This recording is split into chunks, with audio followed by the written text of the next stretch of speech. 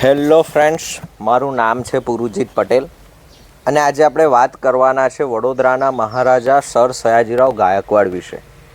Sir Sayajirao Gaekwad કઈ રીતે વડોદરાના મહારાજા બન્યા, વાત એમની કરવી છે.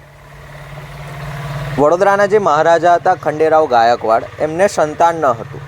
સંતાન ન હોવાને કારણે એમને એક બાળકને દત્તક લીધું.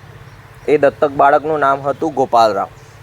ગોપાલરાવને વડોદરાની રાજ્ય વ્યવસ્થા સંભાળવા માટે એમને જે ટ્રેનિંગ આપવામાં આવી, એ ટ્રેનિંગ આપવા માટે ઇન્દોરના જે દિવાન હતા, ઇન્દોરના રાજપરિવાર સાથે જે જોડાયેલા હતા, ટી માધવરાવ, એમને બરોડા લાવવામાં આવ્યા.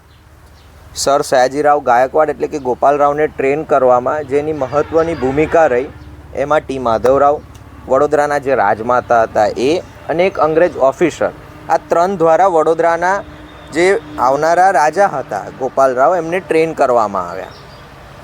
એમની જે દિવસ દરમિયાનની ટ્રેનિંગ ચાલતી, એ ટ્રેનિંગમાં એક રાજાની કેવી જવાબદારી હોય, રાજાની કેવી ફરજો હોય અને રાજાએ કેવા પ્રકારના વ્યવહાર કરવાના હોય, આ વ્યવહારનું માર્ગદર્શન ટી માધવરાવ એમને આપતા.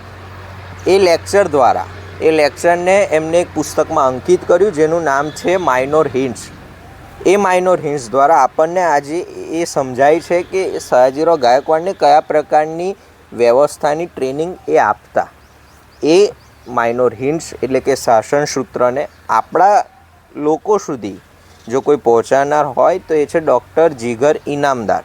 એમના દ્વારા આપણને શાસન સૂત્ર શું છે એ સમજણ આપવામાં આવી, શાસન સૂત્ર વિશે સમજાવવામાં આવ્યું, અને એમની જ વાતને હું આપણી સમક્ષ મૂકવા માગું છું. આવનારા વિડીયોમાં આપણે જાણશું સર સયાજીરાવ ગાયકવાડ વિશે. ટી માધવરાવ દ્વારા જે સમજાવવામાં આવ્યું માઇનોર હિન્ટ્સ, એની જે વ્યવસ્થાઓ, અને સુશિક્ષિત રાજા કઈ રીતે નિર્માણ થાય, એ નિર્માણની વ્યવસ્થાઓ, એ વ્યવસ્થાઓ વિશે જાણશું.